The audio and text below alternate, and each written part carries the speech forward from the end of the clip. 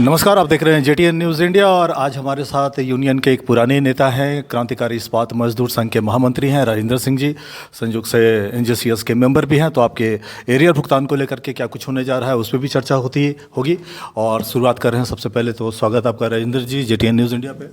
और जो ठेका मजदूरों को लेकर के आप बात करते हैं कि बोकारो स्टील मैनेजमेंट दुर्घटना को मैनिपुलेट करती है, छुपाती है, आंकड़े में हेरफेर है, तथ्यों के साथ वो छेड़छाड़ करती है, तो कारण बता दीजिए कि ऐसा मैनेजमेंट क्यों कर रही है, आपने क्या ऑब्जर्व किया? जो भी प्लांट में है अभी जो खास करके ये अभी वर्तमान मैनेजमेंट है, पहले ये सब था नहीं था। ये वर्तमान मैनेजमेंट जब से आई है, जो भी दुर्घटना होता है प्लांट के अंदर, उसको बीमारी में, हार्ट में हो या जो भी हो, बीमारी में उसको कन्वर्ट करने का भरसक प्रयास करती है। जिसमें कर लेती है तो कर लेती है, जिसमें नहीं कर पाती है तो उसमें मजबूर होकर फिर वो ऑफर दे देती है। मैनेजमेंट इसलिए ये करती है कि ये नहीं है कि मैनेजमेंट को उसमें कंपनसेशन देना पड़ेगा, तो किसी का घर का तो प्लांट है नहीं कि पैसा किसी के डीआई या किसी के घर जाना है। सबसे बड़ा चीज़ क्या हो गया कि अभी जो वर्तमान में जो भारत सरकार का पॉलिसी आया है कि किसके रिजिम में कितना एक्सीडेंट हुआ, फैटल कितना हुआ, कितना मेजर एक्सीडेंट हुआ, कितना रिपोर्टेड है, ये सब उसके जब इंटरव्यू होता है तो उसमें लिखा जाता है, उससे पूछा जाता है। और 3-4 एक्सीडेंट अगर किसी के राज्य में हो गया तो उसका सीसीआर को खराब माना जाता है, उसको प्रमोशन में रोका जाता है।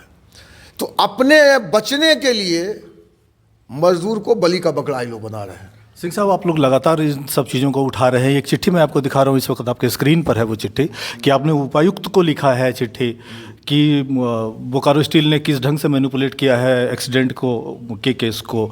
तो उपायुक्त ने आपको अब तक कुछ आश्वासन दिया क्या इस पूरे मैटर पे? आपकी क्या बातचीत हुई है? सबसे बड़ा चीज़ तो हम दुर्भाग्य है ये कि जिलाधीश हैं हमारे डीसी साहब, उनको हम अपील किए, मिल के चिट्ठी दिए हैं, उनको पूरा बताए हैं, फ़ोटो वोटो सब दिखा दिए उनको। चाहे फैक्ट्री इंस्पेक्टर हो, चाहे डिप्टी लेबर कमिश्नर हो, या पोस्टमार्टम करने वाले सिविल सर्जन के अंदर में काम, सारे लोग, या बोकारो स्टील का मैनेजर, सब जिला के अंदर आता है। हमने उनको कहा कि आप सिर्फ आपका ये मतलब पोस्टमार्टम रिपोर्ट है, आप मैनेजमेंट से पूछिए। मैनेजमेंट बोल रही है कि भाई ये हार्ट अटैक है। आपका सिविल सर्जन है, उसको बुला के पूछिए कि ये शब्द जो पोस्टमार्टम में है इसमें हार्ट अटैक है। अगर नहीं है, जला हुआ है, तो उसको मुआवजा मिलना चाहिए। लेकिन वो बोले हैं कि ठीक है हम चिट्ठी लिखेंगे। लेकिन अगर कलेक्टर चाह ले यहाँ का डीसी, तो मैनेजमेंट को तो बनाया जा सकता है, बनाया जाता है। 10 साल तक सजा हो सकता है इसमें। सिंह साहब, ये दुर्घटना में जो मारे जा रहे हैं एम्प्लॉय, ये उनकी बातें हो रही हैं। ठेका मजदूर को लेकर के एक सवाल है कि उनका शोषण सबसे अधिक हो रहा है यहाँ पर। स्क्रॉल पे आप 10,000 के आसपास इनके एम्प्लॉय रह गए हैं। बोकारो स्टील ठेका मजदूरों के बल पे चल रहा है और उनका सबसे अधिक शोषण हो रहा है उनके वेज को लेकर के। समुचित पैसा नहीं मिल रहा है। हमारी लेबर कमिश्नर से भी बात हो रही थी, लेबर सुप्रिटेंडेंट जो है बोकारो और धनबाद के, उनसे बात हो रही थी। उन्होंने कहा है कि वेज जो है, मिनिमम वेज जो है स्किल्ड और अनस्किल्ड लेबर का, उसका भी वायलेशन बोकारो स्टील कर रहा है। आप इसको लेकर क्या कर रहे हैं? देखिए, वो मैनेजमेंट तो जो भी राज्य सरकार का मिनिमम वेज है, समय समय पर उसका वीडियो बढ़ता है, राज्य सरकार उसको डिक्लेयर करती है। जो भी मिनिमम वेज है, अगर राज्य सरकार कहती है कि मिनिमम वेज भी पेमेंट नहीं होता, लेकिन राज्य सरकार का सबसे बड़ा गलती क्या है, आप उनका रोस्टर देख लेंगे राज्य सरकार का, भट्ठा, ईंट भट्ठा में काम करने वाला का मिनिमम वेज है, सड़क बनाने वाला का मिनिमम वेज है, लेकिन कारखाना में काम करने वाला जो मजदूर है उसका मिनिमम वेज नहीं है, अभी तक नहीं बना है। आप लोग तो यूनियन चला रहे हैं, आप लोग क्या कर रहे हैं? हम लोग को कभी एक बार बुलाया गया था राज्य सरकार के द्वारा, जिसमें प्रिंसिपल सेक्रेटरी, चीफ सेक्रेटरी, मंत्री, सारे लोग थे, सभी यूनियन के लोग थे। टाटा उटा के लोग आए हुए थे, बीएसएल के सारे, डालमिया सबके प्रतिनिधि थे। वही मिनिमम वेज बढ़ाने की बात आ रही थी राज्य सरकार में। तो हम तो कुछ बोले नहीं, पर तो बहुत सा बात हुआ। तो हमसे पूछा प्रिंसिपल सेक्रेटरी लेबर ने कि भाई आप इस पर कुछ नहीं बोले। हम बोले क्या बोलेंगे आप, आपके रोस्टर में प्लांट के बारे में कहीं मिनिमम वेज है? जब मिनिमम वेज आपका है ही नहीं है तो इस पर क्या, बीड़ी बनाने वाला, ये बनाने वाला, दुकान में काम करने वाला, गैस ढोने वाला, आप लोग अवेयरनेस प्रोग्राम क्यों नहीं चलाते हैं? आप लोग ठेका मजदूरों को क्यों नहीं बताते हैं जागरूकता कर कि रहा जो हूं। स्किल्ड है, अनस्किल्ड है, जो सुपर स्किल्ड है, उनका ये वेजेस है? आप लोग भी तो कोई जागरूकता कार्यक्रम चलाते नहीं हैं। आपको सुनकर आश्चर्य होगा कि ये क्रांतिकारी इस्पात मजदूर संघ यूनियन हम हैं, चलाते हैं यहाँ। और कोको वैन में HMS का यूनियन है, कोको वैन में 1700 ठेका मजदूर काम कर रहा है। और आपको हम एकदम डंके की चोट पर बोलते हैं, जब से हमारा यूनियन में सारे लोग जुटा है, सबको मिनिमम वेज राज्य सरकार का जो भी बनाया है वो हम उसको पेमेंट करा रहे हैं। और सबसे दूसरी बात हम बता दें आपको कि पहली बार पूरे सेल में बोकारो में हम उसको 8% ठेका मजदूर को इंसेंटिव के साथ ये कर रहे हैं, दिलवा रहे हैं। और साल में 5 गो छुट्टी दिलवा रहे हैं। नेशनल हॉलीडे में काम करेगा तो 3 दिन के बराबर उसको सैलरी मिलेगा। उसके अलावे 4 घंटा काम करेगा वो, 4 घंटा सुबह 6 बजे चढ़ेगा, 10 बजे उतर जाएगा, दूसरा 4 घंटा का रिलीफ दिलाएंगे। ये मेरा ALC धनबाद उसके एग्रीमेंट, 2 एग्रीमेंट है।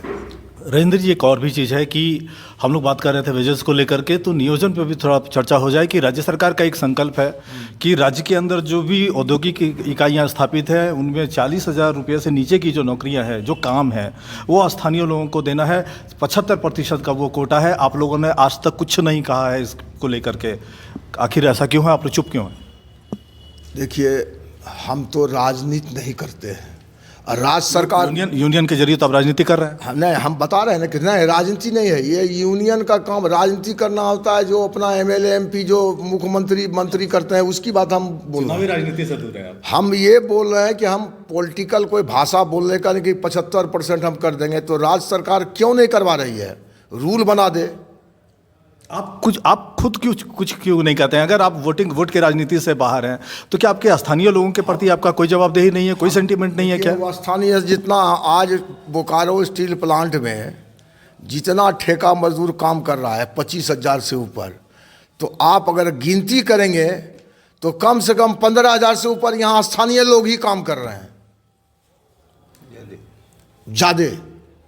चाहे रानी पोखर से जितना एरिया आप देख रहे हैं, गांव के बोकारो के अगर 50-100 गांव है, सब लोग काम कर रहे हैं वहाँ, 80% लोग। राजेंद्र जी, आप कवर अप कर रहे हैं, मुझे वाइंड अप करना है। एक आखिरी सवाल मैं आपसे ले रहा हूँ कि जो इम्प्लॉयज़ का जो वेज रिवीजन का जो मैटर था वो सॉर्ट आउट हो गया, एरियर उनका रह गया 39 महीने का, ये भुगतान कब तक हो जाएगा? देखिए, पिछले बार जब मीटिंग हुई थी तो मैनेजमेंट ने कहा कि नवंबर में हम लोग मीटिंग करेंगे, नवंबर में सारे मामले को सॉर्ट आउट कर देंगे।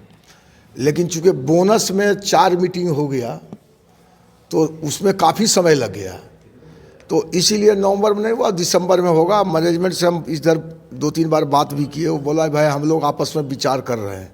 अभी रूरकेला में परसों HOP की मीटिंग थी जिसमें डायरेक्टर पर्सनल और सारे प्लांट के ED पूरे सेल का सब लोग गए थे वहाँ, मीटिंग हो, उसी में डिसीजन लेना कि कैसे हमको एरियर पेमेंट करना है। ये तो डिसीजन हो गया कि 39 महीने का करना है, लेकिन पोजीशन क्या हमारा है? अभी तो हर क्वार्टर में घाटा में जा रहा है और एरियर कोई 1,500 नहीं है, 2-4 हज़ार करोड़ में है। तो मैनेजमेंट सोच रही है कि इसको मतलब कैसे किया जाए, तो दिसंबर में उस पर, हाँ वो राजेंद्र जी, आपने वक्त निकाला बात करने के लिए। JTN न्यूज़ इंडिया के साथ आपका बहुत बहुत धन्यवाद।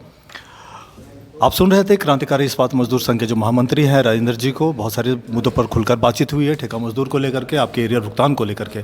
अगली बार एक और मेहमान और कुछ और नए मुद्दे, तब तक के लिए नमस्कार।